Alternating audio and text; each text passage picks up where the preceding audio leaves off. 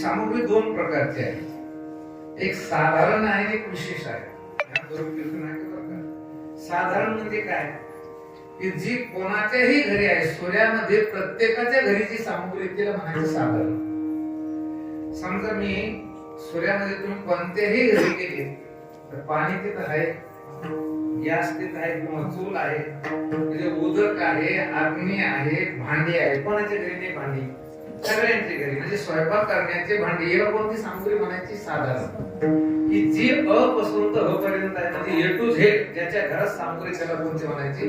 साधारण. पण एवढी सामग्री असून भागत आहे का? त्याच्यासाठी विशेष सामग्री लागते.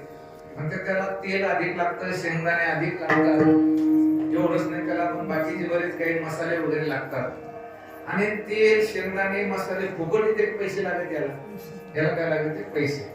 बघा, कडवट कारल्याची भाजी स्वादिष्ट बनवायची असेल तर प्रथमतः बाई सुगरण लागते, तिच्याकडे साधारण सामग्री लागते, आणि तिच्याकडे विशेष सामग्री लागते, आणि विशेष सामग्री आणायला पैसा लागतो. तेव्हा कुठे कडू कारल्याची भाजी स्वादिष्ट होते. पिठाला लागते, याचा अर्थ त्याला अधिकारी लागतो. आता उगाच गावात सत्ता चाललाय म्हणून बसा कीर्तन ऐकायला असा विषय नाही बरं का. कैनी उद्धार पावीन, काही कृपा करील नारायण. ऐसे सांगा तुम्ही संत जन, करा समाधान चित्त माझे. खरं सांगा, निम्मातरी सांगा, मला देव भेटावा, संसाराचं वाटोळं झालं तर चालतंय, अशी किती लोकांची इच्छा आहे? खरं सांगा.